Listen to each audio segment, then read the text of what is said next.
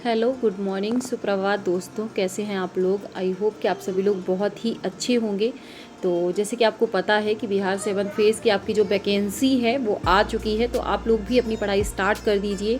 तो मेरी जो मॉर्निंग है आज 5:23 यानी कि लगभग 5:30 बजे मैं उठ गई थी और उसके बाद 10-15 मिनट बाद मैंने अपना पढ़ना स्टार्ट कर दिया था। और क्योंकि आपको पता है जैसे कि जीएस का एक बहुत बड़ा वेटेज है आपकी इस वैकेंसी में, तो मैंने कल इसका सिलेबस देखा था, तो इसीलिए क्योंकि मैं जीएस खान सर से पढ़ चुकी हूँ और मैप भी पढ़ा है मैंने, उसके बाद मैंने हिस्ट्री की और इको की, मेरी क्लास अभी भी चल रही है ऐप पे।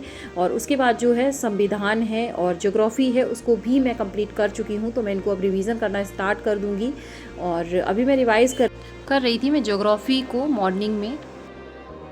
सो हेलो एवरीवन, जैसे कि आपको पता है कि बिहार 7th फेज़ में अब अलाउड कर दिया गया है अदर स्टेट वालों को, तो एक गुड न्यूज़ भी है, बट बिहार वालों के लिए इसको कह सकते हैं थोड़ा सा क्योंकि उनका अगर मतलब सिर्फ बिहार था तो पॉसिबिलिटीज़ ज़्यादा होती हैं। जब अदर स्टेट को आप अलाउड कर देते हो तो कहीं ना कहीं जो स्टेट में है उनका थोड़ा बहुत नुकसान तो होता ही है, बट ठीक है, जो अदर स्टेट के हैं उनके लिए गुड न्यूज़ कह सकते हैं। और उसके बाद मैंने कल उसका सिलेबस देखा था, क्योंकि मुझे देना नहीं था तो मैंने सिलेबस वगैरह भी तो इतना ध्यान नहीं दिया था। तो जिस हिसाब से उन्होंने सिलेबस को डिज़ाइन किया है उसमें आपको सीडीपी बिल्कुल भी नहीं पढ़नी है। अगर आप बिहार 7th फेज़ का जो मतलब पीआरटी के लिए प्रिपरेशन कर रहे हैं तो उसका जो इनका था मतलब ठीक था, ज़्यादा टफ नहीं है एग्ज़ाम, बट जीएस अच्छी खासी आने वाली है और मैथ भी अच्छा खासा आएगा, तो इसलिए जो है टफ एग्ज़ाम होगा आपके लिए। तो फर्स्ट जो पेपर है इनका 100 मार्क्स का, उसका आपका है 30 शायद क्वेश्चन आपके हिंदी से इंग्लिश से आएंगे। उसके बाद आपकी संस्कृत, हिंदी या उर्दू जो भी आपकी लैंग्वेज है आप उसको सिलेक्ट कर सकते हो। तो मोस्टली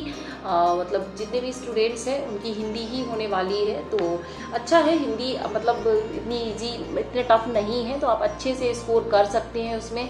और उसके बाद जो है उनका जी वो मैथ और रीजनिंग है, तो और उसमें स्पेशली जो है जीएस बहुत ब्रॉड मतलब दी गई है अच्छे से। उसमें आपको ज्योग्राफी अलग पढ़नी है, हिस्ट्री अलग पढ़नी है, इकोनॉमिक्स भी पढ़नी है, आपको संविधान पढ़ना है, आपको करंट अफेयर्स भी पढ़नी है। तो क्योंकि अब फॉर्म अप्लाई होगा और डीएसएसबी की जब तक वैकेंसी नहीं आ जाती है, और मैं सीडीपी को कवर भी कर चुकी हूँ लगभग, तो देखती हूँ थोड़ा बहुत टाइम दूंगी, बट क्योंकि इसका एग्ज़ाम अगस्त में है और डीएसएसबी का एग्ज़ाम थोड़ा सा लेट भी होगा, तो अभी चलिए करते हैं तैयारी, जो कि अदर स्टेट वाले हैं, देखते हैं क्या होता है। बट फॉर्म सभी लोग भर दीजिएगा, क्योंकि फॉर्म भरने में कोई प्रॉब्लम नहीं है, देखेंगे बाद में जो भी होगा।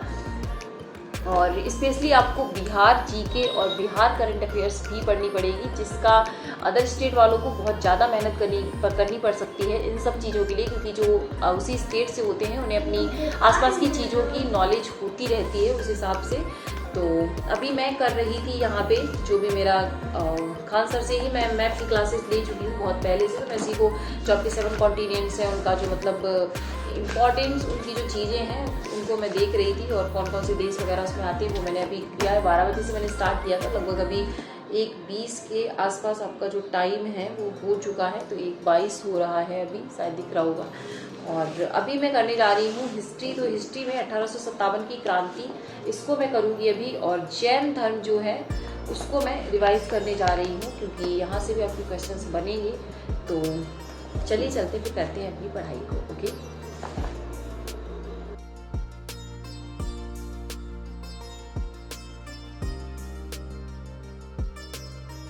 तो यहाँ पे जैसे कि आपको पता है कि 1857 की क्रांति के बारे में पढ़ रही थी मैं, और काफ़ी चीज़ें थी इसमें कि 1857 की जो क्रांति हुई थी उस टाइम मतलब उसके होने के रीजंस क्या थे, वो असफल क्यों हुई, कहाँ कहाँ पे जो इसके गढ़ है वो किस किसने के लिए मोर्चा संभाल रखा था, और इस तरीके की सारी चीज़ें हैं।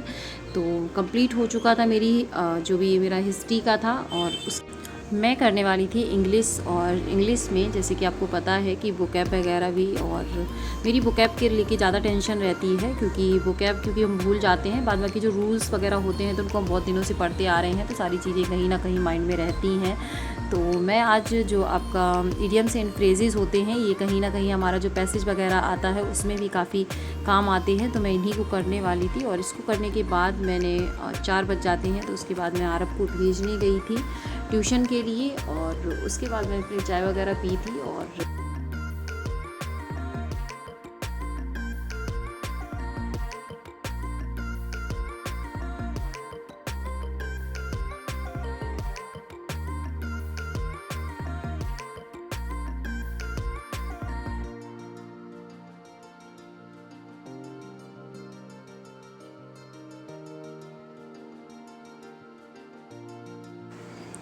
और इंग्लिश में करने के बाद फिर यही था आज का ब्लॉग। उसके बाद मैंने कुछ नहीं किया था, चाय वगैरह पी और शाम का मेरा और भी काम पड़ा हुआ था उसको मैंने फिनिश किया।